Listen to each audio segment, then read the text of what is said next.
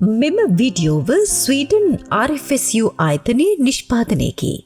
ශ්‍රී ලංකා පවුල් සංවිධාන සංගමයේ පරිවර්තනයකි.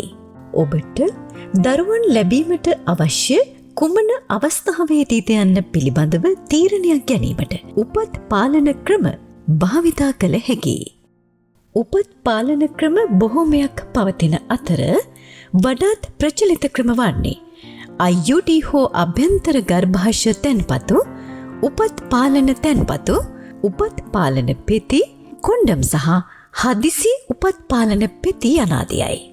IUD යනුවෙන් හඳුන්වනු ලබන්නේ ගර්භාෂය තුළ තැන්පත් කරනු ලබන උපත් පාලන ක්‍රමයක්.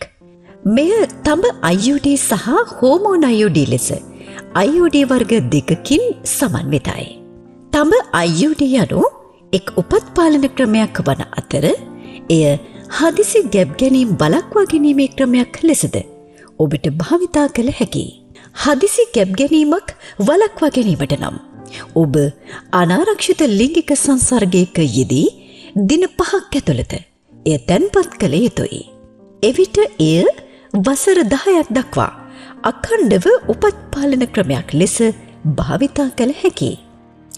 ඔබ තම IUD භාවිතා කරන්නේ නම් ඔබට තවදුරටත් ඔසප් වීම සිදුවනවා ඇති. එහිදී ඔසප් සමය තුළ වෙනදාට වඩා රුධිරය පිටවීමටත් ඉඩකඩ පවතිනවා. ඔබ හෝමෝන IUD භාවිතා කරන්නේ නම් ඔබේ ඔසප් වීම බොහෝ විට කෙටි කලකට පසු නවතිනු ඇති. එසේ නැතහොත් එය වඩාත් අක්‍රමවත් වනු ඇති. හෝමෝන IUD මගින් වසර 5ක් දක්වා ආරක්ෂාව පවතින අතර එහි ඵලදායී කාල පරිච්ඡේදය අවසන් වූ පසු ගැබ් ගැනීමක් සිදුවීම වළක්වා ගැනීම සඳහා IUD නැවත ප්‍රතිස්ථාපනය කළ යුතුයි. උපත් පාලන තැන්පතුව සහ IUD තැන්පතුව යන දෙකම තැන්පත් කිරීම සහ ඉවත් කිරීම සිදු කරනු ලබන්නේ වෛද්‍යවරයෙක් විසින්. උපත් පාලන තැන්පතුවක් යනු කාන්තාවකගේ අතේ උඩු කොටසේ සමට යටින් තැන්පත් කරනු ලබන කුඩා මෘදු ප්ලාස්ටික් දණ්ඩක්. ඒ භාවිතා කිරීමෙන් බොහෝ විට ඔබේ ඔසප් වීම නැවතීම හෝ අක්‍රමවත් වීම සිදුවිය හැකියි. උපත් පාලන තැන්පතුව තුළින් වසර 3ක් දක්වා ගැබ් ගැනීමක් සිදුවීම පාලනය වීම සිදුවනවා.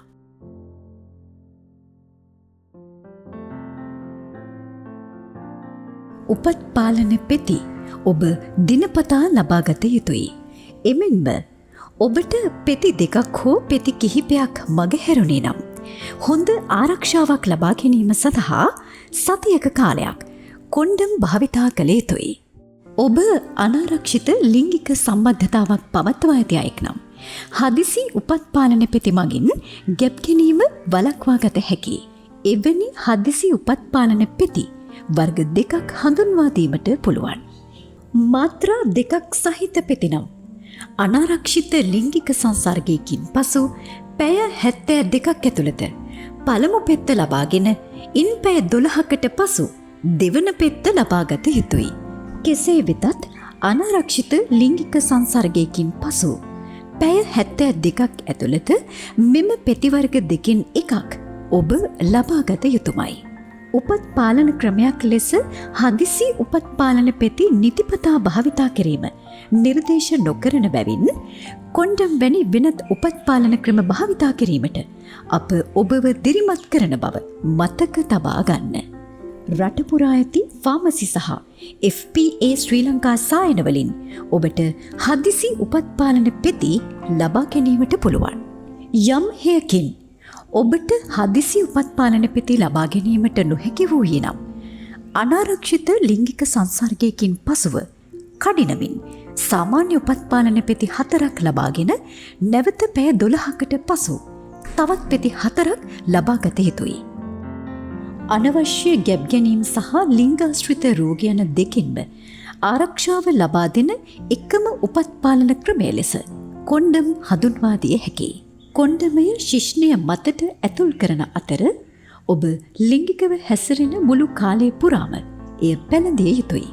කෙසේ වෙතත් සියලුම උපත්පාලන ක්‍රමවලට ඒවාට ආවේනික වාසි සහ අවාසි හඳුනා ගැනීමට පුළුවන්. මෙම වීඩියෝවේදී අප ඔබට පැහැදිලි කළ ක්‍රමවලට වඩා තවත් උපත්පාලන ක්‍රම ගණනාවක් තිබෙනවා. ඒ සම්බන්ධයෙන් ඔබට දැනුවත් වීමට අවශ්‍ය නම් ඔබේ පවුල් සෞඛ්‍ය සේවා නිලධාරීතුමියගෙන් හෝ වෛද්‍යවරයෙකුගෙන් වැඩිදුර උපදෙස් ලබා ගත හැකියි.